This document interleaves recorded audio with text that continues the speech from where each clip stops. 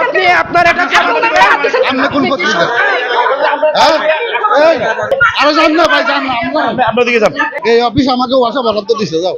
PL দেখতে পারে, আমি দেখলে কি এখন আর মুখে দেখতে পারে একটা গালি আসছে। এখানে শ্রমিক দলের মানিক, যিনি সিনিয়র সহসভাপতি, উনি সাংবাদিকদের সাথে দুর্ব্যবহার করেছেন এবং আমার সাথে দুর্ব্যবহার করেছেন। আমি তার যে একটা নিউজ করেছি, সে সত্য ঘটনা আসলে মূলত তুলে ধরার জন্য আমি চেষ্টা করেছি, হ্যাঁ, কিন্তু তার বক্তব্য ছিল আমার তখন, সে বক্তব্য দিয়েছিল। কিন্তু তার প্রেক্ষিতে আজকে যে একটা অফিস, ওয়াসার অফিস যে নিয়েছে, তারা কিন্তু অফিস, আমরা যে এমডি তার সাথে কথা বলেছি, তারা কিন্তু নতুন যে ভবন, সে ভবনে কিন্তু তারা এখনও কোনো অনুমোদন দেয়নি। এবং একটু আগে আমরা তার একটু বক্তব্য নিয়েছি এমডি সাহেবের।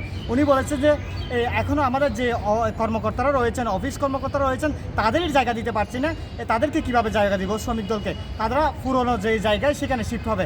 এবং তার প্রেক্ষিতে আমরা যখন বক্তব্য নিয়ে গেছি, মানিক সাহেব যিনি রয়েছেন, তিনি কিন্তু আমাদের সাথে দুর্ব্যবহার করেছেন এবং আমাকে বলেছেন অকথ্য ভাষায় গালমন্দ করেছেন। আসলে সেটা কতটুকু আমাকে অকথ্য ভাষায়, আসলে আমি যে তিনি যে কথাটা বলেছেন সেটা আমার মুখ দিয়ে প্রকাশ হচ্ছে না, কিন্তু তিনি অকথ্য ভাষায় আমাকে গালমন্দ করেছেন। আমি যে আগে নিউজ করেছি তার প্রেক্ষিতে তিনি এইভাবে আমাদের সাথে করতে পারেন না। কিন্তু তার যদি কোনো বক্তব্য থেকে থাকে তাহলে সেটা বক্তব্য আমাদেরকে দিবেন, আমরা সেটা তুলে ধরবো। আমাদের কাজ হচ্ছে তুলে ধরা। সিনিয়র সহসভাপতি আমরা যতটুকু জানতে পেরেছি, তিনি আমাদেরকে মারার হুমকি দিয়েছেন। হামলা হয়, বিভিন্ন ট্যাগ দেওয়া হয় এবং অসমান আচরণ করা হয়। মানুষের জন্য একটা বাজনের মতো, পুরো মানুষের জন্য একটা বাজন। আমাদের সহকর্মী আব্দুল আওয়াল মুন্না, ইব্রাহিম সহ আমি আজকের এই মানববন্ধনে শুরু হওয়ার আগে বলতে চাই, ওই ওয়াসা ভবনে গতকালকে যে হামলাটা হয় সেটা দেখার পর মূলত সাংবাদিকরা সেখানে যায়। যাওয়ার পর তাদের বক্তব্য পেশ করা, কিন্তু শ্রমিক দলের যে নেতা রয়েছেন মানিক, সে মানিক কিন্তু আমি সহ সবার সাথে অশুভজনক আচরণ করে এবং অকথ্য ভাষায় আমাদেরকে গালাগালি করে। আমরা কেন সংবাদ করতে গিয়েছি, কোন সাংবাদিকের গায়ে যদি হাত তোলা হয়, সেই হাতের বদলে কলমের জবাবে আমরা উত্তর দিয়ে দিব। সারা বাংলাদেশের কাগজে লিখে দিব কলমের কালিতে এই দুর্নীতির কথা। তো সাবধান হয়ে যান। আজকে খুলনা এবং খুলনার সহকর্মীদের উপর যেভাবে হামলা করেছেন, একটাবার চিন্তা করেন, রাষ্ট্রটা ফের হতেই দিনের দুপুরের মধ্যে আমাদের এই অবস্থা, তাহলে আমরা কিভাবে হামলে করবো? সামলাতে পারবেন আমাদেরকে? এইভাবে করে আমরা হুমকি এবং হামলার সম্মুখীন হই, তাহলে এটা আমাদেরকে এই বিষয়ে সজাগ থাকতে হবে। হামলা এবং অশালীন আচরণ করেছে, উদ্যোগপূর্ণ আচরণ করেছে, তার তীব্র নিন্দা জানাই।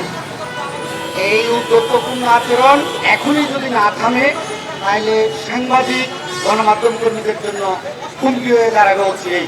আমরা বিচার চাইতে ক্লান্ত। আমাদের বিচার চাওয়ার কি আদৌ আর কোনো জায়গা আছে কিনা? আমরা এইভাবে আর কত মানববন্ধন করব, কত সমাবেশ করব, কত আমাদের প্রতিবাদ জানাবো, কত নিন্দা জানাবো, সেই ভাষা কিন্তু আমরা হারিয়ে ফেলেছি। কোন সহকর্মীর গায়ে যদি টোকা লাগে, কোন সহকর্মীর যদি কোনো মিথ্যা মামলা হামলা করা হয়, এভাবেই আপনারা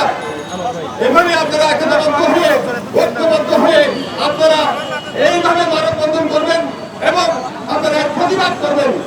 এই নতুন ভবন দখল করার জন্য ওয়াসার শ্রমিকরা তাদের সাথে লিয়াজু মেনটেন করে এ ধরনের কাজ করতে পারে। এদের যদি এত বড় সাহস হয়ে থাকে, তাহলে এদের মাথায় ছায়া কে দিয়ে রেখেছে, এটা আমাদেরকে জানতে হবে। মানে যে দখলদাররা আছে, তারাই কিন্তু এটা বাস্তবায়ন করার জন্য নতুন করে এই সাংবাদিকদের গায়ে হাত তুলছে। বারবার তারা সাংবাদিকদের গায়ে হাত তুলে, পুরানরা যায়, নতুনরা সিস্টেম বলে দিয়ে যায় কিভাবে আপনারা সাংবাদিকদেরকে দমন করবেন। সঠিক বিচার যদি আপনারা একটা সঠিক বিচার যদি না দেন, তাহলে আমরা এটার শেষ কোথায় আমরা দেখবো। ওই ওয়াসা ভবনে গতকালকে যে হামলাটা হয়, সেখানে যারা ছিল তারা একটি ভবন এখনো মাত্র সর্বোচ্চ নির্মিত হয়েছে।